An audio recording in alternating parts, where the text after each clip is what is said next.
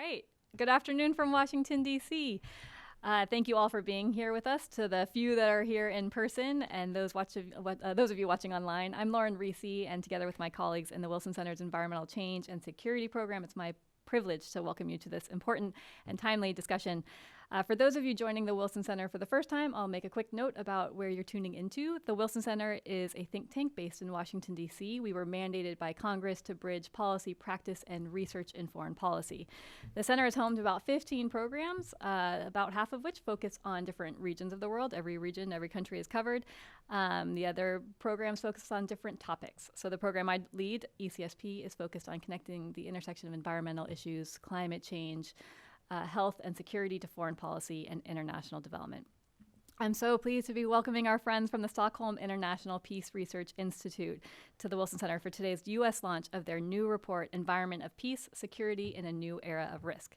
As you'll hear today, the report aims to help policymakers understand how climate change and other environmental issues are transforming how we think about peace and security, what it means to build peace, and how peace can be better maintained. The report distills complex issues into a set of principles and recommendations that, if put into practice, could yield a more peaceful, prosperous, and just future.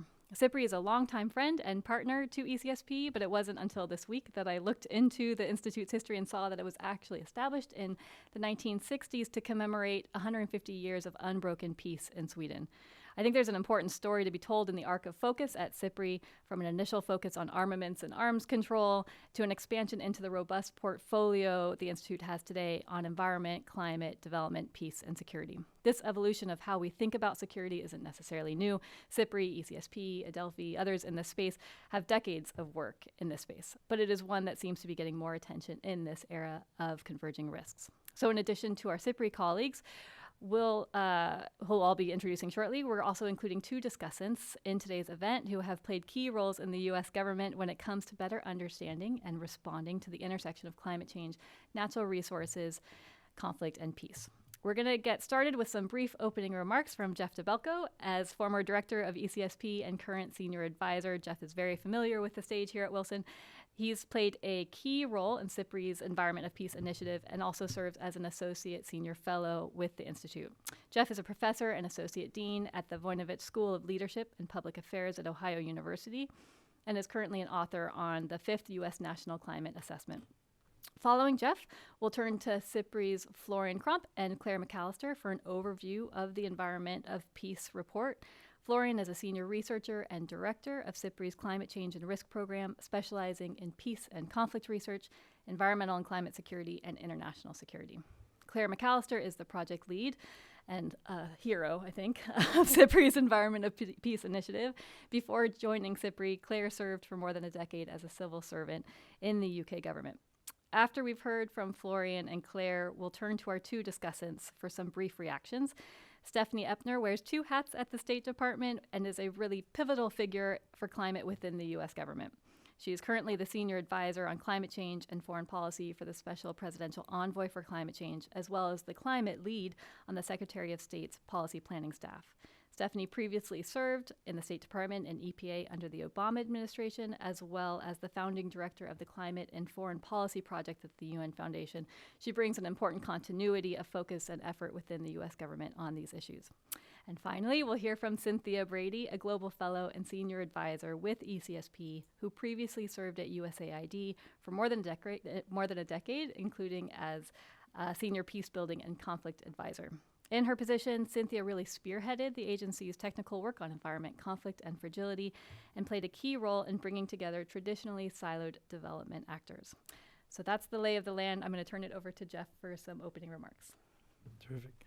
Well, thank you very much, Lauren, and it is a great pleasure to be back at the Wilson Center, wearing multiple hats, many hats, and hopefully that doesn't produce kind of schizophrenia, who am I, where am I, but instead gives an opportunity to reflect on, it's nearly 30 years since the founding of the Environmental Change and Security Program here at the Wilson Center to provide this forum for bringing these topics of security, environment, subsequently climate change together. And in many ways, it's a time to reflect where we've come. And I think it's there's good news and bad news. the commonality from that 1994 set of discussions, the end of the Cold War, and suddenly we were trying to figure out how environment and security connected or didn't. It connects to the conversation in the macro frame of this report, which really makes a strong case for it. So in those early days, there was lots of focus on the big picture and what it meant for security and changing notions of it. And this report definitely engages with that conversation. I think in the subsequent years in the Wilson, kind of as reflected by the time at Wilson Center and time at SIPRI and partners who were engaging in this kind of conversation around the world, we had an understandable focus on specific to drill down. And so it was the environment as a cause of conflict thesis. And then a lot of us got kind of, it was an important topic, still is, but kind of got tired of that being the singular way that this was defined. And so one of the evolutions that came out of that, the focus on turning it on its head, and can our shared interdependence be an avenue for environmental peace building and build on that kind of necessity around the resources to interact, to build trust and build peace. And those themes come through in this report and are continued there. Go a couple years forward, and security is connected to the climate change discussion, which it's important to remember in those early 90s, it was dismissed as kind of too far in the future and unintentional and diffuse and not relevant for this conflict and security discussion. But even then, the focus, and an important focus on, did climate direct impacts contribute to conflict? And we still focus a lot on that.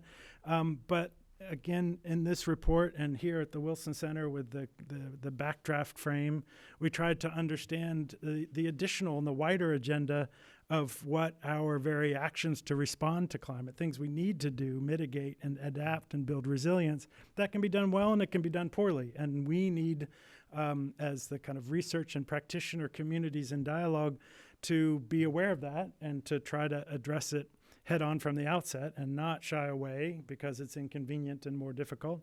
And so those conversations are, and the evolution since those times are reflected in this report with a big focus on the necessity of a just and peaceful transition with these transitions that we absolutely have to have. So it's been, many ways we're frustrated always that we haven't made more progress, but from that big framing set of conversations we had nearly 30 years ago when we were over in the Smithsonian Castle to today where we are still with the kind of imperatives that we have in the headlines and in the worlds where the traditional world of security and the broader conceptions and more inclusive, and we would say kind of more prudent, broader constructions of what issues constitute security that allow us to talk about environment and climate.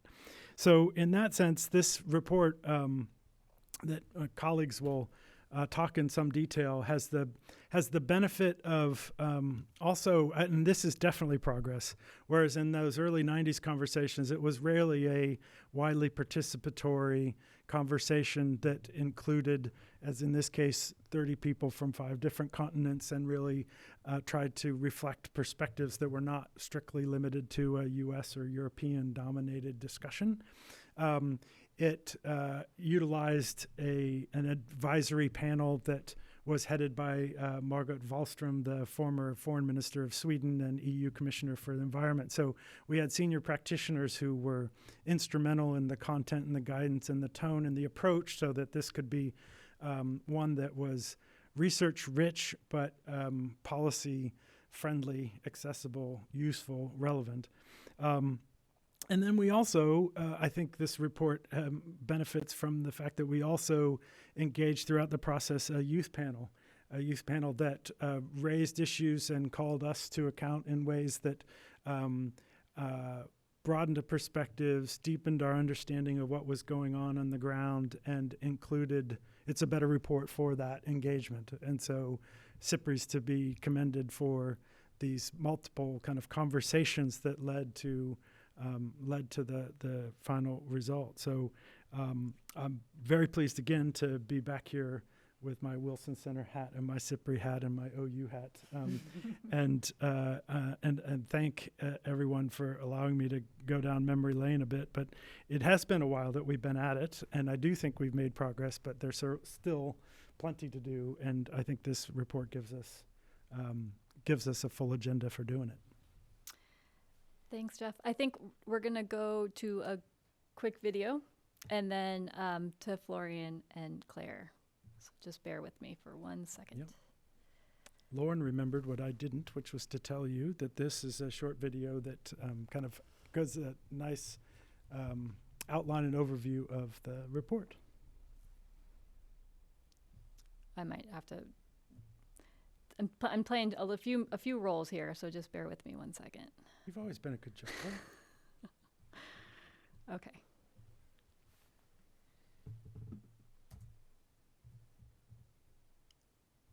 Why won't it play?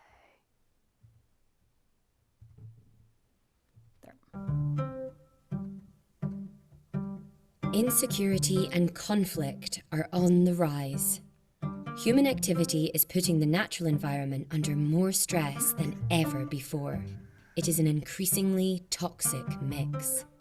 The number of armed conflicts around the world has doubled in just 10 years. So has the number of people displaced from their homes. Spending on arms is increasing, global hunger is growing. At the same time, environmental crises are adding new risks to security. Drought leads to failed crops, floods force people from their homes, ocean ecosystems die. The twin security and environmental crises are creating new, complex risks and compromising our prospects of achieving and maintaining peace. The result? A new era of risk. Unless we take action, the situation will only get worse. There is a way forward. It is possible to build the foundations of a new security, and it begins by acknowledging that we need to tackle the twin crises together. We must address the root causes of the environmental crisis, cutting carbon emissions quickly, reducing pollution, restoring forests, protecting nature. However, solutions meant to address environmental issues can have unintended negative impacts on peace and security. We must enable a green transition that is both just and peaceful, with policies that avoid sparking new opposition or conflicts. Governments need to switch spending from things that fuel the twin crises, such as building their armed forces and fossil fuel subsidies, to activities that restore the environment and build peace. Environmental integrity and peace are inextricably linked. By addressing them together, we ensure that measures aimed at solving one problem don't make the other worse. Ideally, they would create positive synergies. The Environment of Peace report explores options for building peace in this new era of risk, based on principles of urgency, fairness, and far-sightedness. It makes recommendations that everyone can use, from the United Nations to governments, from financial institutions to civil society. The need is urgent and time is running out. Find out how we can build an environment of peace.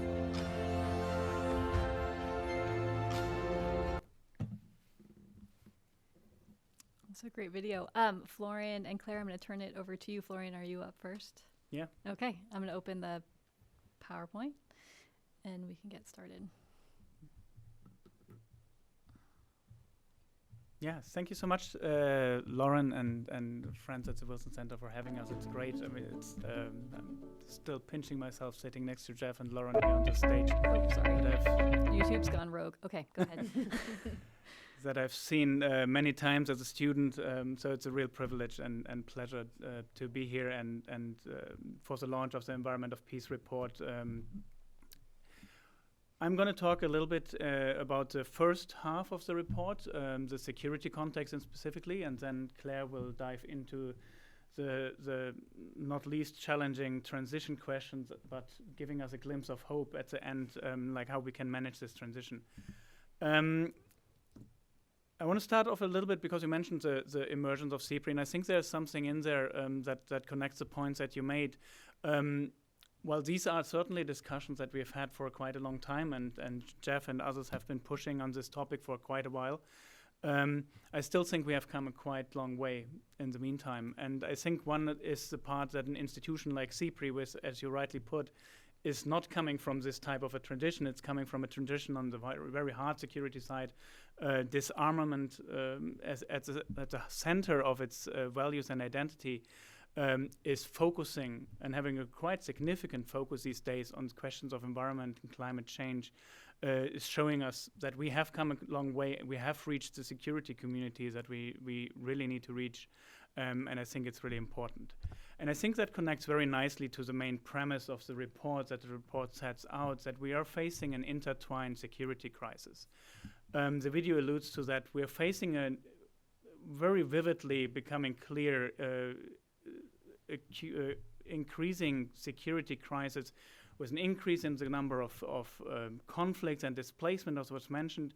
We're spending $2.1 trillion annually on military expenditure. We are seeing a breakdown of arms regimes, a breakdown of cooperation, etc. And of course, then we have at the back of everything, like as if that was all not enough, we have the Ukraine crisis driving the point very much home to where we are today. At the back of that, unfortunately, because of the Ukraine crisis sliding quite into the background, we have a not smaller but quite bigger and global crisis unfolding, the environmental crisis, from climate change to biodiversity loss to pollution, etc. We're seeing increased flooding events, etc. And just looking at the latest IPCC reports, I think the evidence base here is also so vividly clear. And I think the social implications of that are also becoming so clear, with the Secretary General of the UN calling the latest IPCC report in February an atlas of human suffering. Right? It's something really important. We're facing this intertwined crisis with humans and the people at the center. So in combination of these crises, we're entering, as the report argues, a new era of risks. And I think what it means for me is as you also mentioned, Lauren, in your introductory remarks, it's not just a new era of risk. It's something where something has fundamentally changed, where the security landscape has transformed. We're not operating in the same space anymore. Environment and security, hard security crisis, it's all part of the same space. And it also has changed what it means to build peace. And I think one example that shows that for me very vividly is the building on the work that USAID has done a couple of years ago, showing the double burden of climate change and conflict, specifically how it is compounding the hardship of already highly vulnerable populations, how we are having geographies where these two challenges are intersecting so vividly clear. The other side of that is on the response side. When we look at the UN, we look at UN peace operations and peacekeeping operations, where 6 of the 10 largest UN operations are in areas highly exposed to climate change. But it's in fact 80% of all deployed personnel. Creating or deploying peacekeeping staff into these areas where climate change and environmental degradation and conflict are the predominant factors. The research that the report accumulates, I think, is at this point really driving very strongly home one of the other key premises, is that peace and environment are linked. They're not linked because we want them to be linked, but they're linked because they are. It's simply a fact of nature and of the world we're living in. And we're seeing that in the research that very clearly, if you damage the environment, you're damaging peace. If you're damaging peace, you're damaging the environment. We're seeing that very clearly in the Ukraine crisis. We're seeing the direct environmental impact, of course, of the war, but we're also seeing how it relates to the bigger unfolding work. The report accumulates, as said, the research and evidence that is there. It showcases how these factors are related. Some of you may be familiar with the work on pathways of climate insecurity, how climate change through impacts on people's vulnerability is impacting insecurity. in a human security space. I think it's if you have the time, really dive into the report and check through the review of the work there.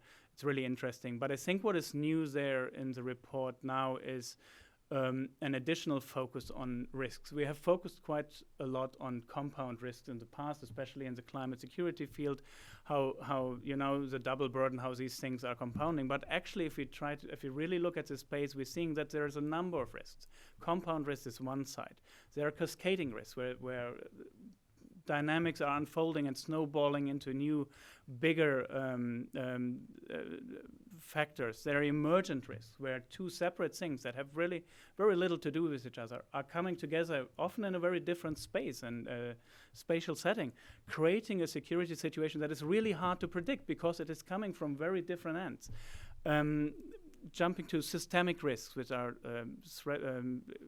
challenging parts of our social and economic systems, to the extreme of existential risks, where it is essentially eradicating cultures or states and populations. So, having brought you down to the sad reality that the report, I think, showcases, as if that's not enough, we're facing another crisis, which is a governance deficit. World leaders are facing this challenge. This challenge is something that people like Jeff have talked about for quite a while, and many in the room as well. That said, world leaders are failing to prepare for and plan for the future. We are still not there. We see that very clearly if you look at the climate finance side, right? A recent UNDP study showcasing that essentially 1/80 per capita of climate finance is reaching fragile context. We are not reaching those arenas that we really need to reach, and I think that is a real problem. At the same time, while we are failing to reach communities on the ground that are experiencing environmental and climate hardship and conflict and social pressures every day, we are financing risks, right? We are not financing peace. We are continuing to subsidize fossil fuels. Facing the Ukraine crisis, countries like Germany are having a really hard time, being very dependent on Russian oil and gas, to now facing the challenge to essentially have to refire up some coal power plants, while we need a transition in the other direction. And I think that leads very much over to the challenges of the transition that we need. We see these challenges. We know we need a transition. We need to change the way of working. And I think this monumental challenge is there. It is not easy, and I think Claire will also show how there might be some pitfalls and risks within that transition. But it is a transition that we need. It is a transition that we need to build on. And I think that is one thing also that becomes clear in the research side is while peace and environment are inextricably linked and you damage one, you damage the other, the opposite is also true, right? So there's a glimpse of hope in understanding that, well, if we do the peace side right, it has a positive effect on the environment. And if you do the environment side right, we're having a positive effect on peace. And I think that very nicely leads over to Claire and the peace and just transition. Yeah, so hi everyone. As Florian said, I think one of the key messages of the report is absolutely we need this transition, we need it urgently. But we have to do it with our eyes open and understand that there are risks and that we need to ensure that this is not just a just transition, but also a peace transition if it's going to succeed. Yes, it offers opportunities for peace, but these risks need to be managed. And how we respond to the root causes are actually as important as how we respond to the impacts that we're seeing on the ground today. And these aren't arguments against transition, quite the opposite. I think it's because we view that the transition is so important, but it's also so urgent that there's just no time to get it wrong. And that means getting it right from the outset, and it means involving the right people. So the report really shows some of the examples of where environmental policies, well-intended environmental policies, have had unintended negative impacts on peace and security. And I think from critical minerals to biofuels to land set-asides, the report really shows that policymakers need to kind of widen the lens when assessing the benefits of environmental actions and ensure that those social impacts, especially in fragile regions, are really being understood, and where necessary, they're being minimized. And that really means designing and implementing policies in much more transparent and inclusive ways. And a lot of the sort of identification of where things haven't worked and some of these unintended consequences often come from the very basic premise that the people that were going to be most affected by the policies were the ones that were not included in the conversations about how to decide them and how to implement them. So we need a much more inclusive, transparent approach, and we need to try and see if we can find policies that are going to realize some co-benefits, trying to seek environmental solutions that actually can enhance wider resilience, or at least de minimis, not undermine it. Deliberately involving those people that will be infected from the start, I think this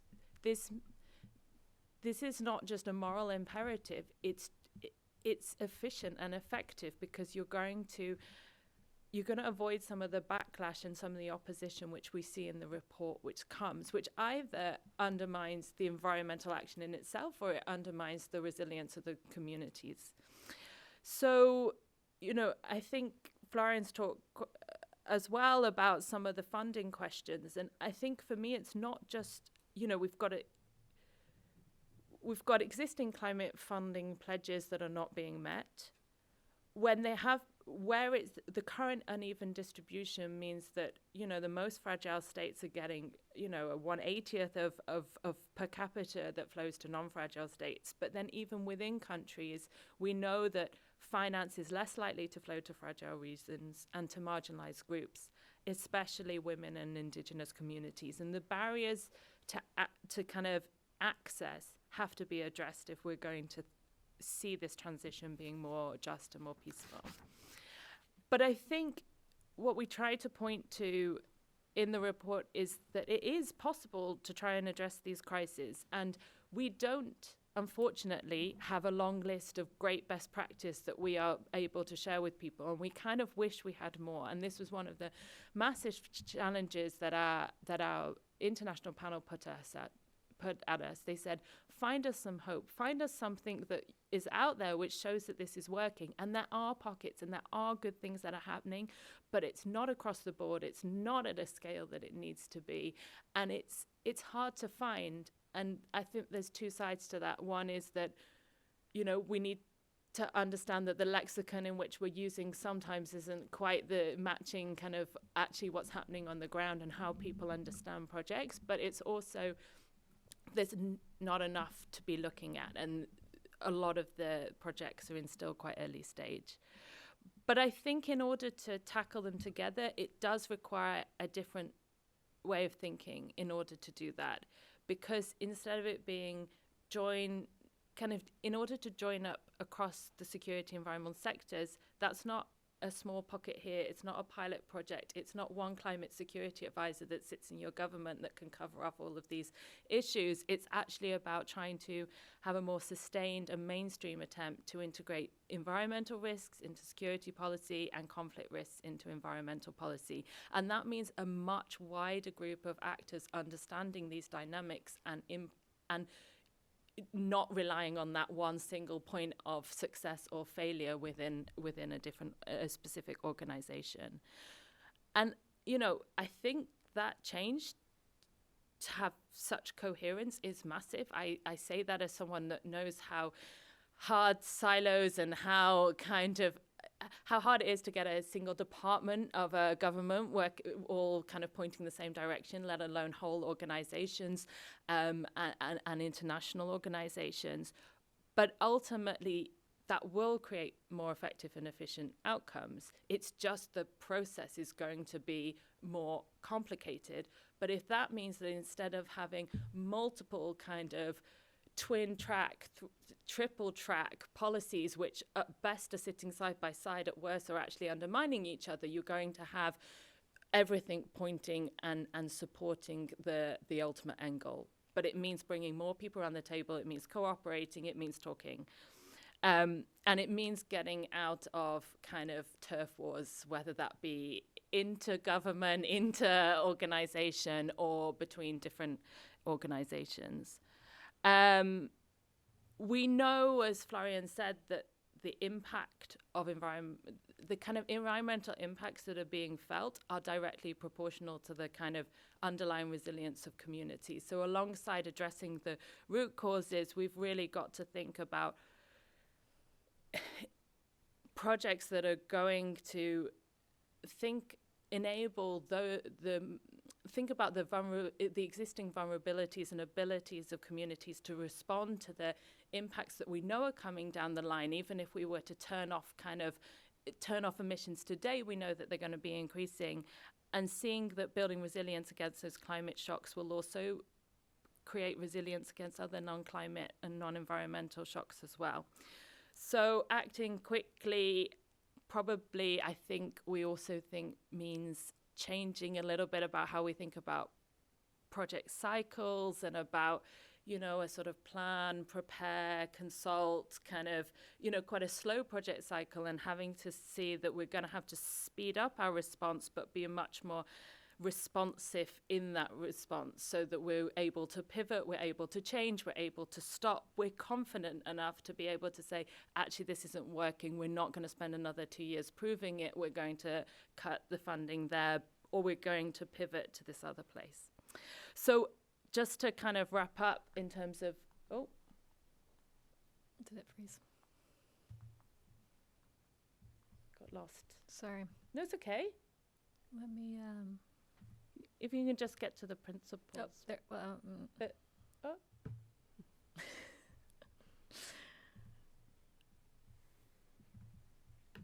So I'll kick off and see if the slides catch up. So in terms of the principles and recommendations that we put forward, I mean, they're not context specific. They were never intended. We can't go into every specific context, but they're designed to be there as the kind of the vision casting and the framework within which organizations can start to think about, what does this mean for me? And the reason we ended up with kind of 5 principles and 6 recommendations was because actually when we started to look at our very long list of recommendations where we started, we realized that so many of them weren't about actually what to do, but about how to approach this and how to think about it. So that really turned into the kind of framing principles. Think fast, think ahead. There's a crisis, we need to go quickly, but we need to realize that some of the decisions we're making today have implications for the next 10, 20, 30 years. Cooperation has to be the new realism when we know that the impacts that we're seeing will reverberate around the world and will reverberate in countries where the environmental impacts aren't hitting and the security impacts aren't hitting directly, but in cascading impacts, then actually the problems we face are shared, and unless we're going to cooperate to address them, then no one country will manage to ensure its own security if it's not going to work with others in the face of these kind of shared threats. Change is inevitable. The unpredictability of some of these risks, as we show them, that the fact that 2 risks can come and create a whole new third one, means that we're going to have to be prepared to adapt and expect the unexpected. It's only a just and peaceful transition that will succeed. We need to manage those risks, and that means being much more deliberately inclusive. And in terms of the recommendations, I mean, obviously there's a connections between these 2 things.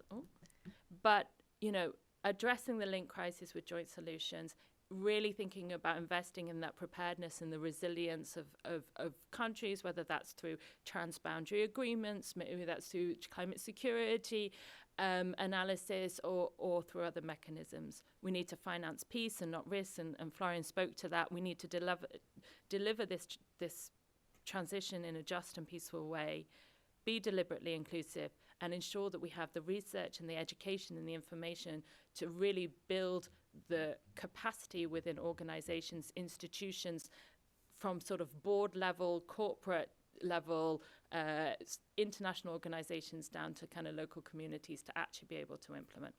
So that's that's at a very high level, and there's a lot of detail that sits in the report that we can't do justice to. But hopefully, if you haven't read it, you'll go away and do so now. Yeah. Well, and there's a there's a longer report coming out. Do you want to talk about that? So this, while it might feel a bit weighty for some, is the sort of summary for policymakers. There's about 400 pages of research that sits underneath this, and about 20 plus case studies. And so our job for the autumn not only is to kind of talk about the recommendations and principles, but actually also to publish that under the kind of the in-depth analysis that really informed the kind of report for policymakers. And we'll give sort of that robust evidence base and examples to draw on. Yeah. And a lot more, something that gets a half paragraph in this gets a good kind of 3 or 4 pages there. So you'll be able to see where some of that depth comes from. That's great. Thank you. So over to Stephanie and Cynthia. Both of you have been working on this sort of set of issues for a long time. Stephanie, for over a decade, you've sort of been at the right-hand side of climate change, whether it's at state or the EPA or at the UN Foundation, and helping to drive this shift from thinking about competing priorities to converging priorities, right? And it'd be interesting to get your take, sitting where you are today at state, in terms of how you see this report informing states' efforts, but also the sort of interagency and then multilateral efforts in the space. Thank you. Sure. Well, I thank you so much for inviting me to be here, and to the Wilson Center, thanks. But congratulations, really, to our SIPRI colleagues here, Florian and Claire. It's really an excellent piece of research. I really look forward to combing through the 400 additional pages of case studies and the like. Because it's sorely needed, and I learned quite a bit from it, and I think there's a lot that can be applied to the work that we're doing in the USG, and it's been quite an undertaking to try and integrate climate change more deeply into the work that the U.S. government does on all kinds of security issues. I think there were 2 major priorities with climate change when President Biden came in. First, there was the effort to really elevate this issue, which of course he did with the appointment of the Special Presidential Envoy for Climate, John Kerry, having a former Secretary of State come in, focus exclusively on climate change, a signal of how high of a priority this is for the president. And really that's been the marching orders that I think the entire cabinet has received, the entire National Security Council. But the integration piece is proving to be a little bit tougher, in part because it relies not only on educating the team and the experts that have worked on all kinds of security issues for a very long time in some cases, about the ways that climate change is affecting those challenges, the way it's exacerbating them or altering them, and the way that our responses to those challenges need to be climate sensitive. But also because the muscle memory of the national security apparatus, it's not there at this point. It's being built, and we're really trying to make sure that at every level, from the intelligence assessments to the interagency dialogues, to the strategies that are being developed, to the bilateral meetings and the engagements that our diplomats are having, that at every step of this process, these considerations, the climate-related security risks, are folded into that. And I think that there's a lot of ways that the report and the work that you've done can help inform that effort. But I think also doing sort of the inverse of that is equally, it's a challenge sometimes, and it's equally important, which is bringing the climate experts that exist throughout the U.S. government into the security conversations in a more focused way. I think they have their hands full, the climate world in the U.S. government. There's a lot that's being done on the emissions reduction front. There's a lot that's being done on adaptation, even aside from the security considerations that demand more work on adaptation. But bringing them into, as the report does so well, the world as it is right now, and how all of these challenges are converging, and how the solutions need to be cognizant of the ramifications and the opportunities that exist on the security side, on the environment side, and ensuring we get it right since time is so urgent. I think that'll be critical. I think it will help with the integration both as we look to our external engagement in institutions like the UN Security Council and other UN fora, the Organization for the Security Cooperation in Europe, and other places where we're seeking to really bring a climate lens to the conversations on the ground. This will certainly help inform the United States delegations and our partners, and I know SIPRI does quite a bit of work with those institutions as well. So we're happy to have you as partners in that effort. But I think it also will help in the internal education, because it really makes the case for connectivity in a way that we haven't seen so far. And so making sure that we're not resorting to internal conversations that have the same select group of people. There's a group of people who focus on climate, there's a group of people who focus on security, and then there's a group of people who focus on climate security, and making sure that those are not the only conversations that are happening, but really all of these threads are being knit together. Just a couple of takeaways, things I found particularly compelling, I just want to flag. Again, understanding the world as it is, the security environment, the very real security threats that are going to be on the front burner as we look to the future, even as we're worried about the climate crisis and other environmental concerns.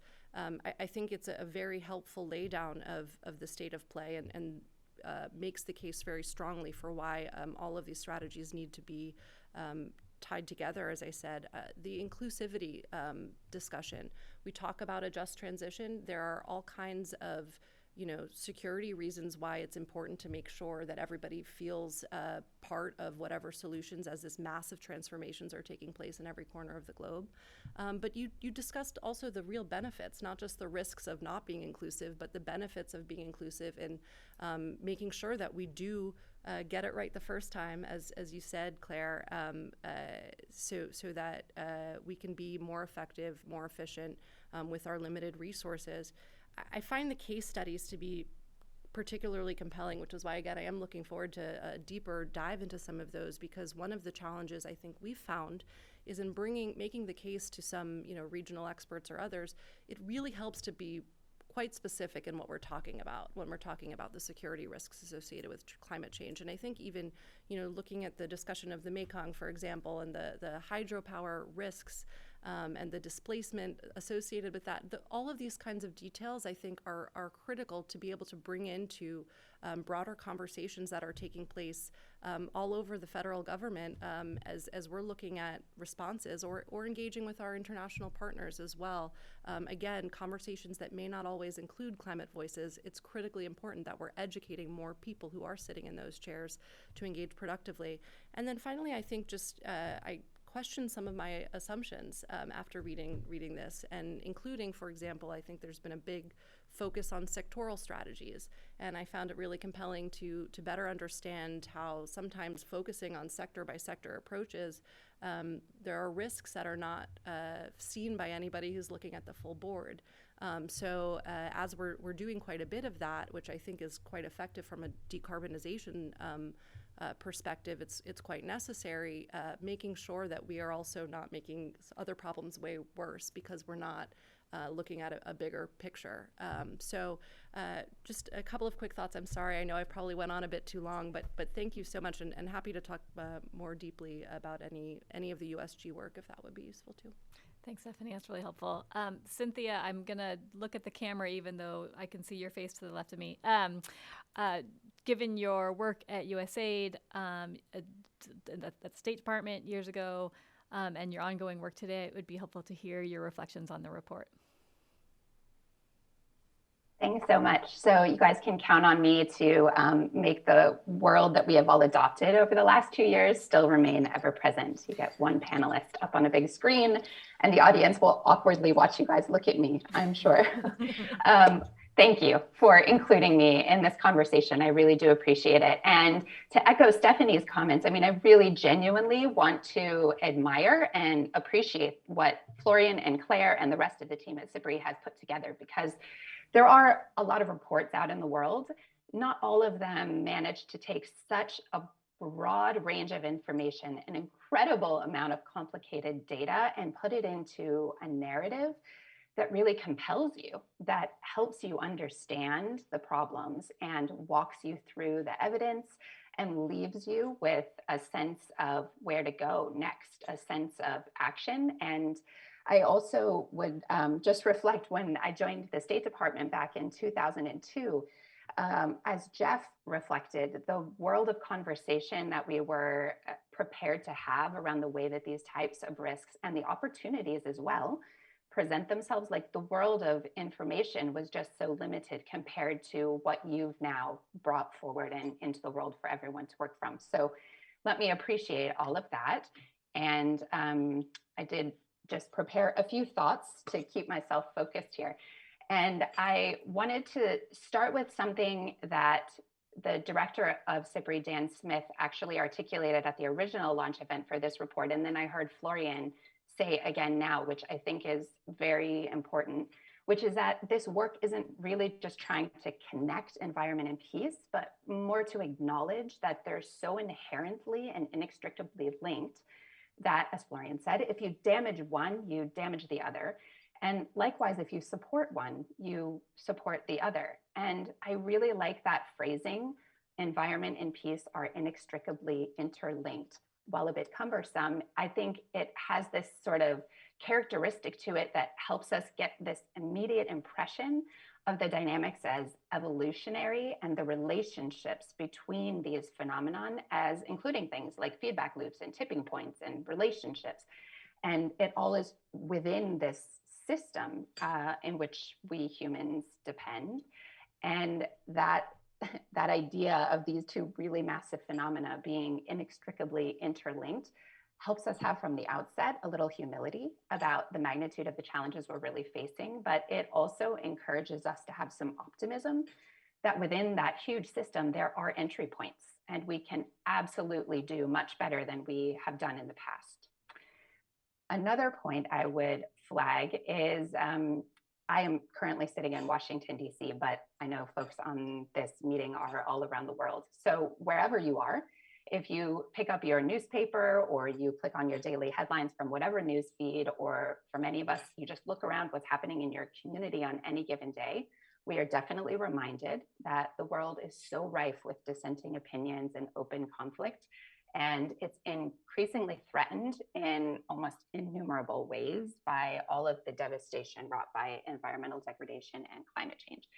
And I just wanted to note, bringing this to a very individual level, there's a newspaper sitting on my own kitchen counter right now, which has headlines in it about the very major political clashes in the US over the outcome of the recent US Supreme Court decision on Roe v. Wade last week. There are also headlines about the almost 35 million people who have been affected by sweltering temperatures as a heat dome settled over a lot of the United States this week. And I wonder how many of you know that thousands of cows died in Kansas as cattle struggled to acclimatize to these sudden changes due to the heat dome. I didn't know that until I read that article, and that could have been a headline from the Sahel too. So looking at the way those things intersect, I think it's one small example, but it shows us in also sort of parochial, smaller way how environment and security are in so many ways inextricably interlinked and interconnected. And just thinking through the logic of those headlines and those stories here in the US, you immediately see how livelihoods are connected to health and physical safety and food security and governance. And all of us are affected by that individually, as well as in global ways by governance and our physical environment, which the report brings out really well. I would also mention that I did read this report more than once. It's excellent, and I suspect other folks on this call have too. But I'll admit that it's not super uplifting as a backdrop to those local headlines that I just mentioned. And the evidence in this report really makes clear the magnitude of the reality and the challenges that we're facing. But one of the things that really spoke most to me about the Environment of Peace Project and this report is that they didn't stop there. They moved right on through in Claire's presentation, which she highlighted, to the idea of next steps. What are we going to do about the realities? And as Lauren mentioned, I have personally worked on both policy and field programming, and I have a decently long history of working at the intersection of environmental change, natural resource management, and conflict. And I absolutely learned that one of the biggest mistakes we can make is to only focus on the risks. not the opportunities. And I think this report does a really commendable job of moving that conversation from problem identification all the way to solution finding. As an example, in my recent work with Lauren and the Wilson Center on climate-related migration, for example, mobility, which is very often seen as a threat in a variety of conversations, can actually be a very effective coping strategy if it is planned for and enabled, and it can help keep the peace in the places of origin and arrival. It can be an important engine of economic growth, and it can even generate social cohesion. So the key is intentionality. And Claire mentioned this in her remarks as well. The how we do something often matters just as much as what we do. And I think this report does a really helpful job in drawing those types of connections to help us think about the ways in which we can leverage the resources and attention that we have for multiple benefits. A couple of quick takeaways from this report I would mention. The first is that institutions matter a lot. Where institutions are strong and adaptable and responsive, all kinds of stresses and shocks can be managed. On the other hand, where you have corrupt and failing institutions, the added pressures that come from a climate-induced natural disaster or a flow of migrants that could be fleeing anything from crop failure to war-induced famine can and often do overwhelm the system. They expose political weakness. So in the context of where we take this conversation today, I would agree with the report and highlight that the building of resilient institutions at all levels is going to be really critical in the effort to build peace. Another takeaway I would highlight is acknowledging, as the report lays out in some very clear terms, that war and peace are a very complicated business. And so is the sustainable natural world. So the solution sets are not going to be easy, and they're not going to be short term. It would be really nice to find a single causal variable. Going back to Jeff's remarks about where the climate insecurity conversation began, I think there was this idea that climate might be a causal variable by itself. That isn't how things work, and we know that, and this report makes that abundantly clear. We wish that we could focus on a single causal variable and try to fix it. But as we're discussing today, the circumstances that lead to insecurity as well as to environmental decline are many years in the making. They include a huge variety of social, political, and economic dynamics. And that complexity is really hard to deal with. And as Stephanie highlighted, that complexity is really especially hard for institutions and rigid organizational structures to manage. So there's a tendency to try to simplify, and sometimes that means that we miss the big picture, or even that we misdiagnose the problem. This report does neither of those things, and I think it does a really helpful job in providing a narrative to others like us who want to try to complexify things in a way that allows you to then move forward more effectively. I think that I'll go ahead and leave it at that. There's so many other ideas I have after reading this report, and so many things that resonated that we can and should be talking about. So I really look forward to being a part of the rest of today's conversation. Thank you, Cynthia. I keep forgetting to mention, we do have a chat box on the website where you're watching the event where you can include some questions and send them over. And we have a handful that have come in, and then we have some special guests in the audience that I will be coming to in just a minute in case any of you have any questions that you would like to ask. Although I know that some of you are also in a position to answer some of the questions, and so maybe we can make this conversational. I have a question. I don't know if this is a fair question, but I want to ask it anyways. I think, Cynthia helpfully talked about how, and Claire, sort of this focus on the problem to the focus on the solution, right? And then something that keeps sort of coming up in our work here is the issue of trade-offs, and how at some point you come to a sort of point in the conversation where you're not going to be able to make everybody happy, right? And obviously the inclusivity is key. How about dealing with that point, right? Where you're going to have to decide to mine for critical minerals on somebody's land, or use a water source for something else. So is that something that came up in your discussions? And I think, you know, that piece about youth engagement, I think is a big component of that too, right? The vision that youth have for their future, paired with sort of the policies that we have in place today and where we want to head. And how do you deal with some of the conflict that can arise within those conversations? Yeah, maybe I can kick off, but others can talk about it too. I mean, absolutely. I don't think we're trying in the report, and I hope it doesn't come across that like, well, if you just include everybody, then everyone's going to be happy and it's all going to be great. And there's this kind of, you know, utopia vision that as long as we talk to each other, everyone gets what they want. But I think understanding often we don't know what the perspective of the people that are kind of going to be kind of recipients of a policy unless you actually talk to them about like what's actually going on and how would this impact. And you might be able to address some of the in kind of apparent trade-offs because actually there are some better ways to design the policy.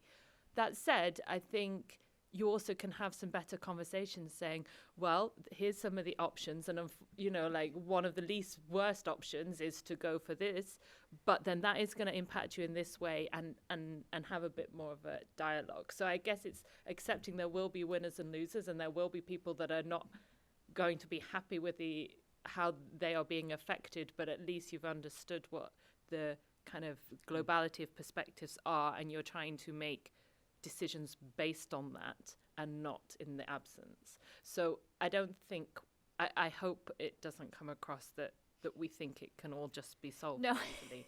Definitely do. But yeah, I think you avoid the worst elements by having the conversations and the worst. Well, you might be able to open up other benefits. Exactly. Right? But I think there's an element in general on, I mean, it also depends where we're talking, right? Yeah, I mean, sure. one thing is like the trade-offs in Washington, Yeah. versus the trade-offs in Somalia and the field, right? And I think that was quite vividly, I need to stop saying vividly. It was quite clear in Somalia and the work we did there when you see this trade-offs between the peace-building efforts and the humanitarian effort. And you need, because of the way that humanitarian aid needs to be delivered to Al-Shabaab held territory, it is undermining the peace process, right? You're paying for access. You're paying Al-Shabaab, you're legitimizing Al-Shabaab, you're financing Al-Shabaab implicitly. Should we not deliver humanitarian aid? No, that's not really an option, right? But having this awareness that these factors are linked, there are dynamics that we need to consider, that the peace building side knows, yes, you need to do that, but we need to be aware that this is going to have a backsliding effect on the peace building side, raising for then the peace building guys the question like, so what do we do about that? Like, how do we react? So we're not just like blind and react after the fact, but we know, okay, drought, we need to deliver humanitarian aid. This is going to have these effects. How do we take that on? It's a better anticipation. Yeah. Mm-hmm. Yeah, I would add to that. I think in some ways, our experience is that some folks aren't yet there in recognizing that there are trade-offs. The challenge to make the transition and the imperative to make the transition sees these questions, particularly the backdraft and just and peaceful transition questions, as inconvenient, and they'd rather let us make the progress and then we'll deal with the fallout. And our point is that, as Claire said, you'll have a better sense of it and maybe find some advantages, but that having it up front, even though there will be winners and losers, being able to evaluate the good, the bad, and the ugly for all your different options, right? We still haven't figured out how much are we going to grow our energy with biofuels, how much are we going to adopt hydro, or the whole range of different mitigation strategies. And so in that section, we do kind of in what starts to become a list, but really go through all of those in the good, bad, and ugly from this peace and conflict perspective, so that if you are taking that broad view and making decisions, then you can not just minimize it within one grouping, but you may decide to do more of this and less of that than you thought, because in some ways you pull the externality of conflict into the equation, so you can evaluate that up front. Yeah. Stephanie, I feel like you probably deal with some trade-offs at the State Department. Yeah, I think, I mean, I agree with everything that was just said, and I think the other place where in internal policy making or policy decisions, that's another area where the inclusivity really helps to at least help you understand where those trade-offs are coming from. One of the things I see too often is that, sometimes decisions are sort of down the road already, with the one group of experts that's behind that policy pushing it, and then of course there's consultations at the end before something's finalized. And I think that's the wrong time. Really, it's got to be earlier in the conception phase, when we're talking about policy solutions to any number of problems, to make sure that we're understanding what the trade-offs look like, and not just getting to that when it's too late to really hold it back or make much of a difference in mitigating the damage that may be done inadvertently. Thank you. Cynthia, did you want to chime in on this? Yeah, I do actually. I think this conversation about trade-offs actually highlights really nicely two components of the report, which Florian and Claire have addressed a little bit. One is, the justice and inclusion component of things, and the other is resilience. If you're not including the people affected by your policies and your programming in the conversation about what their vulnerabilities are and how they prioritize the impacts of external interventions, et cetera, then one, you are very likely to miss out on actually understanding all the different layers of resilience that communities and societies and individual households actually have. So how can you make a good decision about trade-offs of your investments and your policy goals in one space if you haven't really understood the system that includes both vulnerabilities and resiliencies? They aren't always obvious, and they're not always in the same lane. So the inclusivity part becomes so important to the effectiveness of your intervention. And again, if you're going to be weighing trade-offs of doing one thing over another, then it's really important that you've been inclusive in understanding priorities and those different systems and layers of both the resiliency and the vulnerability. So I think that topic of resilience really does also come into play in this conversation, because of course you run the risk of wiping out resilience with really well-intended efforts if you haven't done your homework on inclusivity and conversation first. Great, thank you.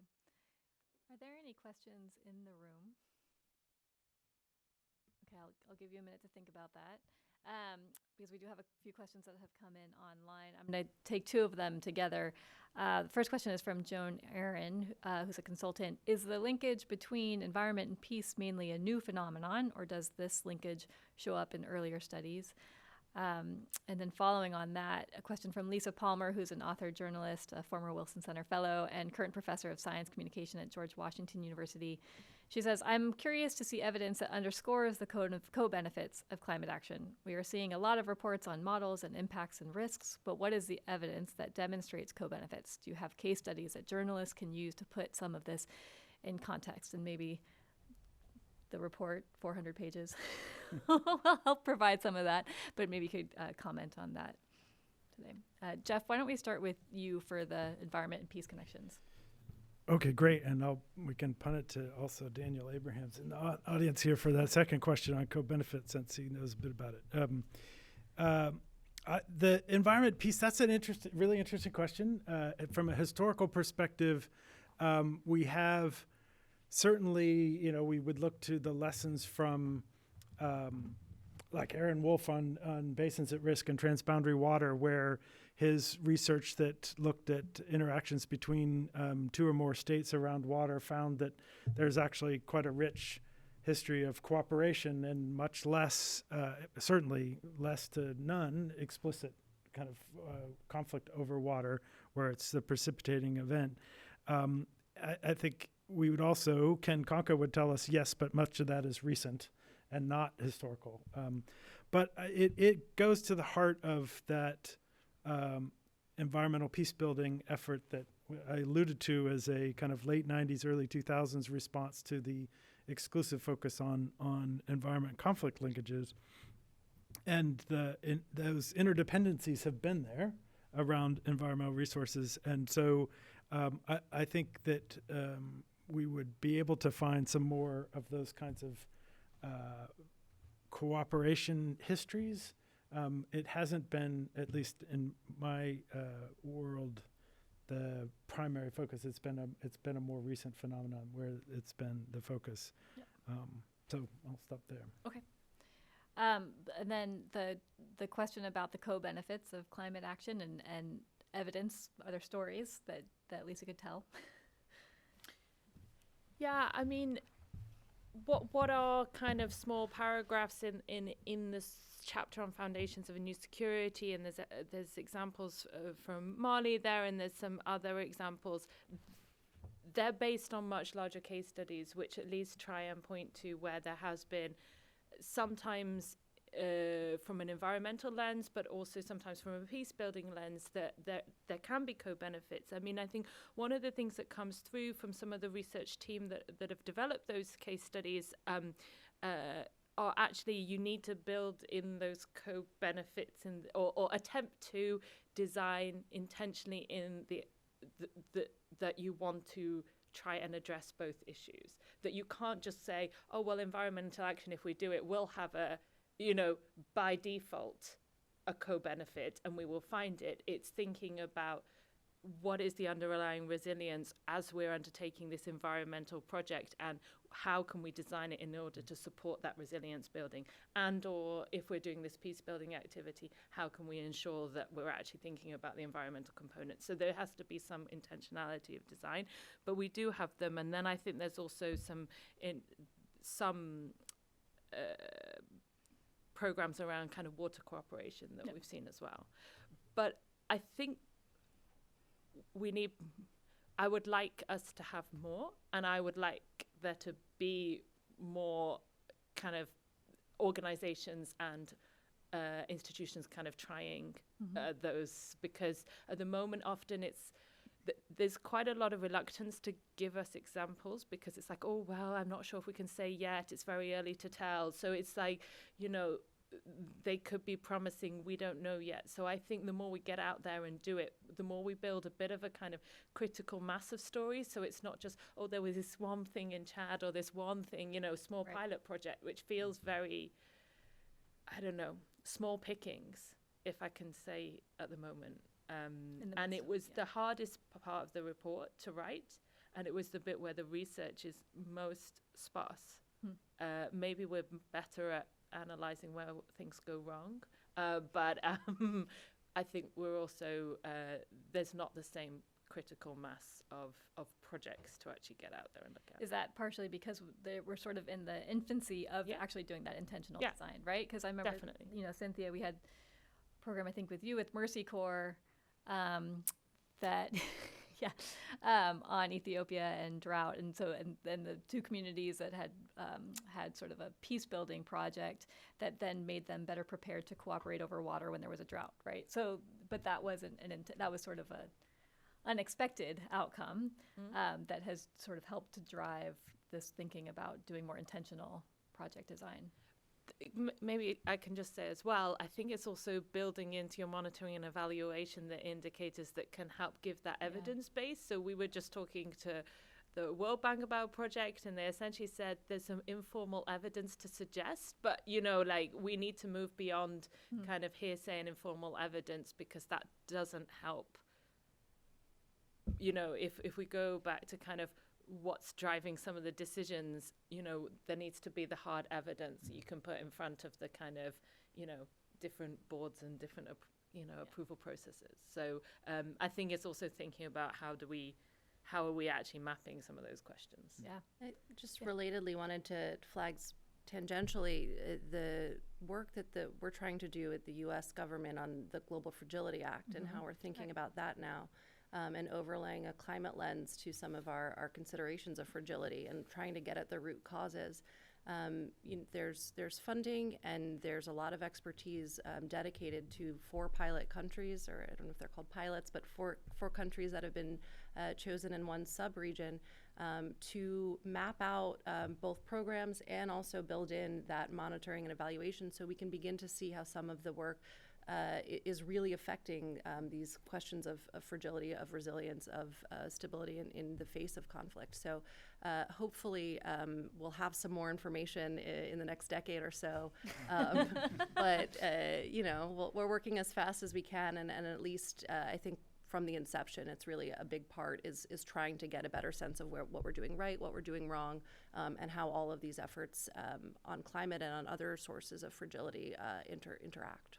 Well, that's great. And there's definitely people in the room who can help think through what in the audience. some of that project plan would look like. Maybe one small point on that. I think that is another change we are seeing, and which I think is really positive, that because that is, as Claire said, there's an uncomfortable part of it because you're moving beyond your initial indicators and what you actually want to do, and you're out in the blue of all like what else are we doing and we don't really want to do. But I start to see different institutions and organizations being open to that, right? We have a long partnership with the World Food Program where CPRI is assessing World Food Program interventions and what does that mean for the prospect of peace. That's not what the World Food Program does, right? That's not the point of the interventions, but it's an important by-effect. And sometimes you find positive things, sometimes you find negative things. But it is a vulnerable spot, and I think it's a good sign that organizations are starting to get into space, understanding that you need to get into this adaptive, iterative process of learning what are my interventions really doing, and what is really the bigger picture there. Mm-hmm. Yeah, oh, that's great. Cynthia, did you want to chime in? I'll use it as an opportunity to answer the questioner's question and advocate for Mercy Corps. The work that Lauren referenced was the beginning of a line of work for them, but they have implemented many programs with the intention of learning from them in that space since. I was at USAID at the time, and we partnered with Mercy Corps to do some follow-on work. So there is small but explicit learning, and Mercy Corps has a huge learning agenda, and I think they do a very admirable job of sharing their findings publicly as well. So I would certainly point folks to Mercy Corps and their ongoing portfolio of work in that space. And I would also just mention, I know Daniel Abrahams is in the room if he wants to comment on this, but USAID years ago did do, I think in the end it was somewhere around 11 or 12 country assessments on the connections between climate change and conflict. And that did lead to a number of programs in some countries in partnership with missions. One of them that I know the findings are publicly available was from Ethiopia and a project called the Peace Centers for Climate and Social Resilience. So in that way, it isn't just one off. It was part of this larger USAID portfolio. So folks can also look into that line of work at USAID and probably find some of those program findings that derived from also those larger assessments. And then just one comment that one of the reasons I think that type of programming is so sparse for sure in the development community is that there's very little discretionary money for peace building. How do you fund this type of work to learn from it is a really good question. And I think that the space that this report is now talking about is a space that is much wider and hopefully also more easily accepted by other communities of practice as well, that you can hopefully aspire to spend different kinds of money with the goal of achieving peace and stability. But that is definitely a shift. And traditionally, that was pretty hard to do organizationally, which is one of the reasons why the base of evidence is slim. Thank you, Cynthia. Speaking of funding and resources, there's a couple questions about the DoD and the U.S. military. So the first question is from Paul Walker, Vice Chair of Arms Control Association. Military forces are one of the greatest emitters of carbon due to the capital intensity of operations and dependence on fossil fuels. The U.S. military alone ranks in the top 10% of countries for carbon emissions. So how do we begin to address this? A second question from Preston Land, staff officer at U.S. Marine Corps. Do you think that the Department of Defense could develop realistic plans and actions to protect and foster ecosystem services in order to help mitigate instability in conflict areas where there is a U.S. security presence? I know this is a little bit out of your lane, but I'm going to open it up to the whole floor. And I know that we have some people in the room that could answer. And Sharon, would you like to? Well, hold on. Oh, okay. Oh, we can do that. You're supposed to yeah. answer the question. But I just want to frame those two, and the first one, I think, definitely needs to be answered in a variety of ways. But I just want to pile on a third question for all of you, that's kind of builds on that, which is, this report really speaks to me, and I know that I and those of us in the audience have been working to this, and you really encapsulate it beautifully. But at the same time, all of that, Russia. So we're saying we're making the wrong investments, but now we're making a lot of investments in long-range artillery, which, if you'd asked me 5 years ago or even a year ago, is that really where the United States should be putting its money? I would say no. But here we are, and we have to. And there's so much at stake. So how do you balance what you're talking about in this report with we're having traditional maneuver warfare with armored vehicles and missiles and long-range artillery, and we cannot turn away from it even if we want to. So how do we balance these things? On the military as an emitter, would you like to take that on, Ms. Bloom? No. Oh, I can answer that very quickly and knock it out so that you guys can focus on other things. Can you introduce yourself, Sharon? Sharon Burke. I'm the president of Ecospherics and a former defense official who handled this question. DoD is a major consumer of energy for a single institution. This is true. We're a very large country that has a very large energy consumption, and we have a large military. However, to put it in perspective, DoD consumes about the same amount of energy as a single airline, like American Airlines.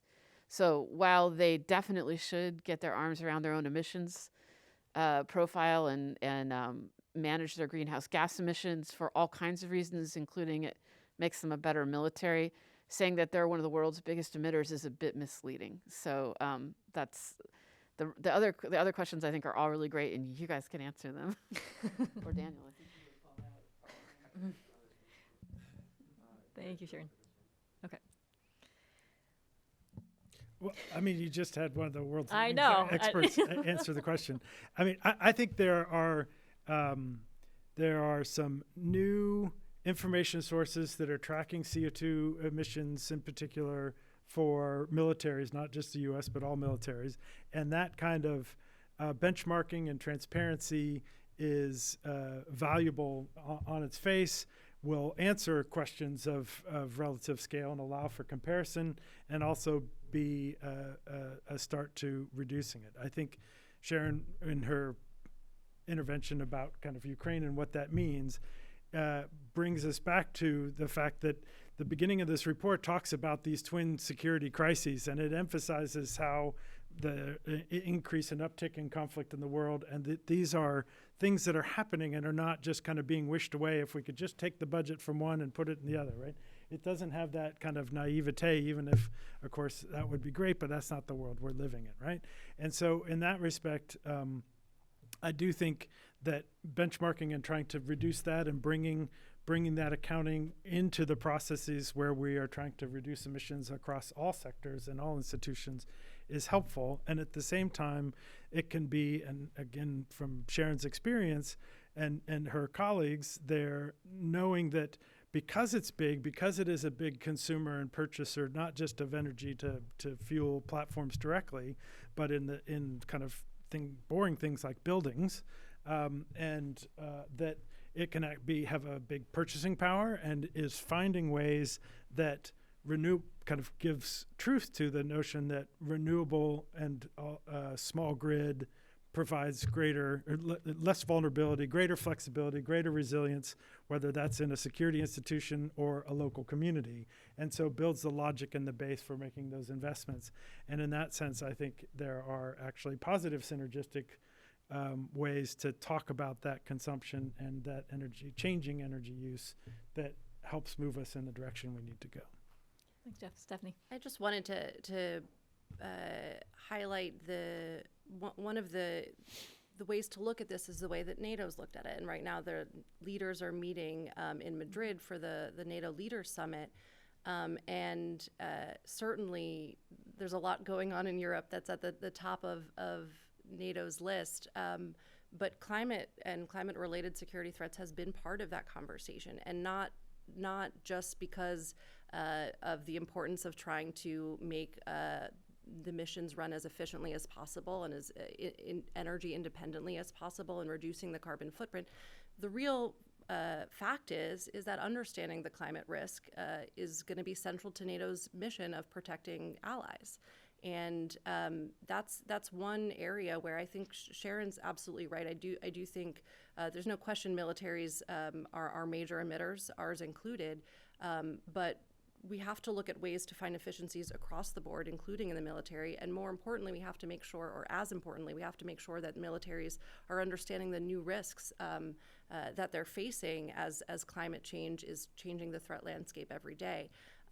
With NATO too, I think one of the discussions that has been ongoing has to do with energy security, and that's one of the ways that we can look at what's happening in Russia, the energy crisis. What's happening in Ukraine because of Russia, the energy crisis that is taking place in Europe and in other parts of the world as well, and understand that we have to do both of these things at the same time. At various points, we might be trading off day to day on what the priority, and there might be some steps we have to take that may seem at odds with the long-term goal of energy transition. But in the end, the goal is crystal clear where we have to go, which is this transition, which is building a more secure world, both in terms of climate change, in terms of energy, and in terms of just peace sharing across the board.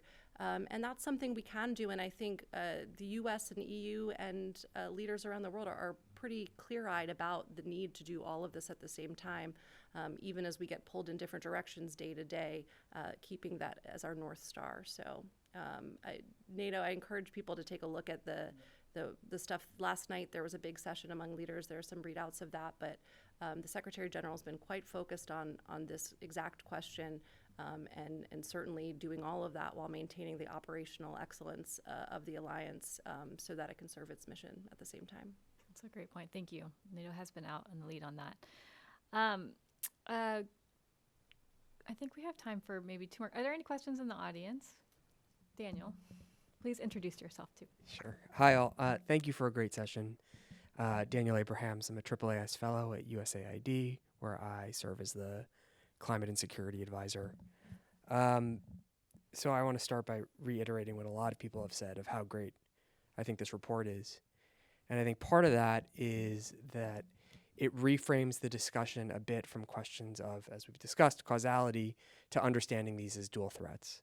And one of the reasons, as someone that sits in a programming position, that I think this is so important is trying to isolate variables from a programmatic perspective is incredibly difficult.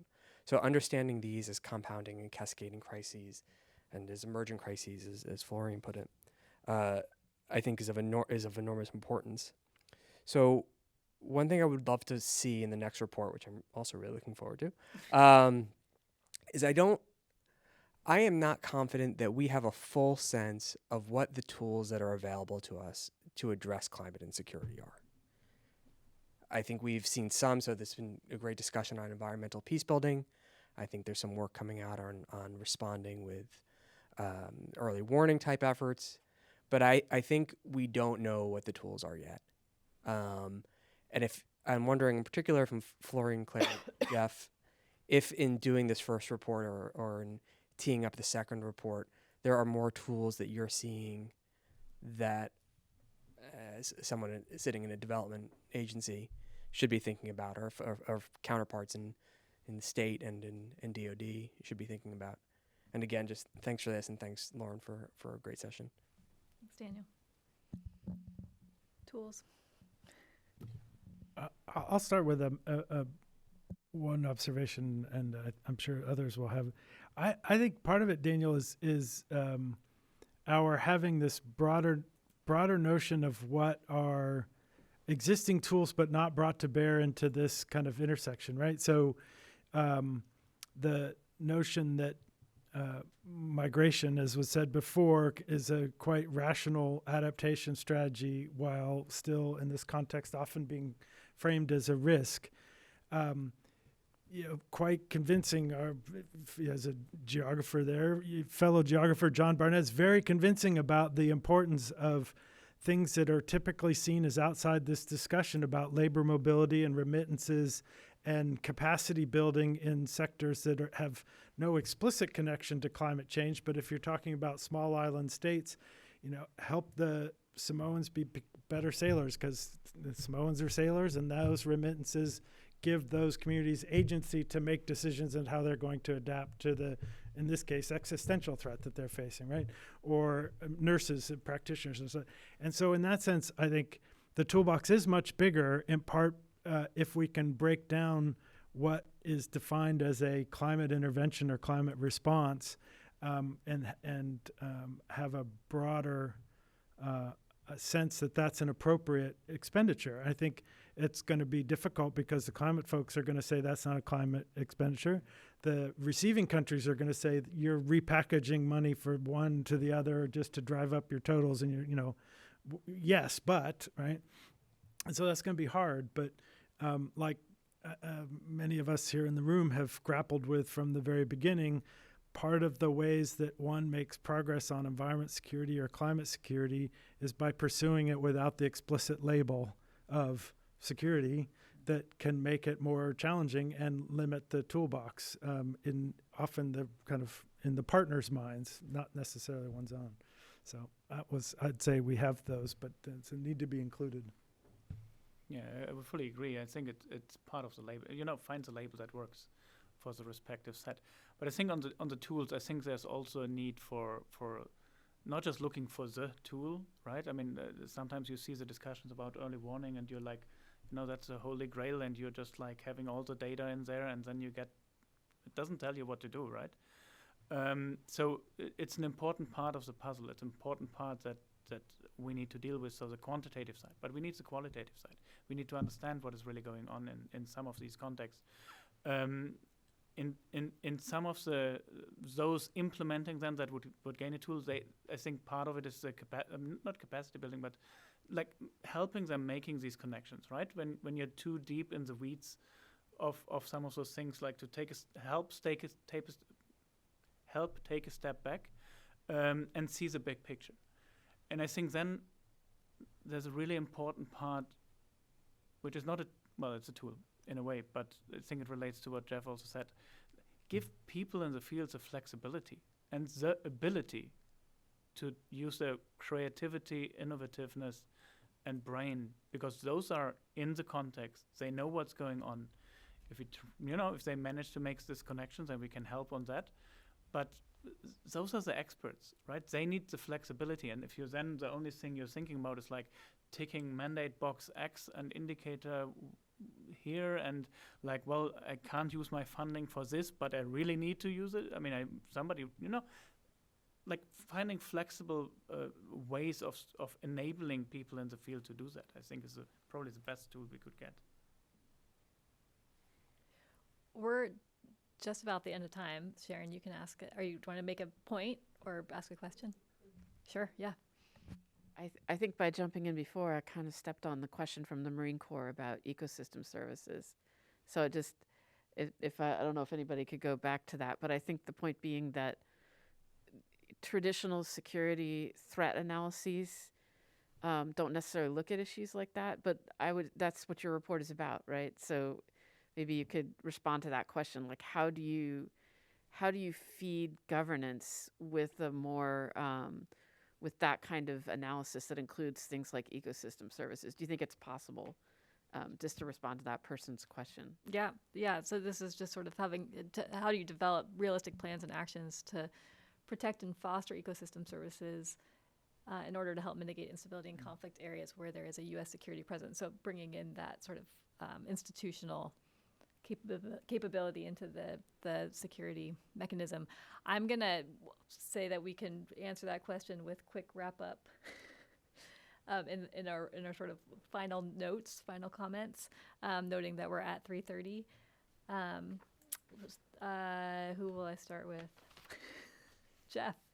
Well, it's an excellent question. I think it's like the 1/80th of the climate finance in fragile and conflict-affected countries. It's difficult to do it, but we're not really trying. I do find the hope in the progress that's being made around the Convention on Biological Diversity and the 30 by 30 initiative. I think it's also a big example of where there are prospects for challenges, right? That can be done well or could be done poorly. I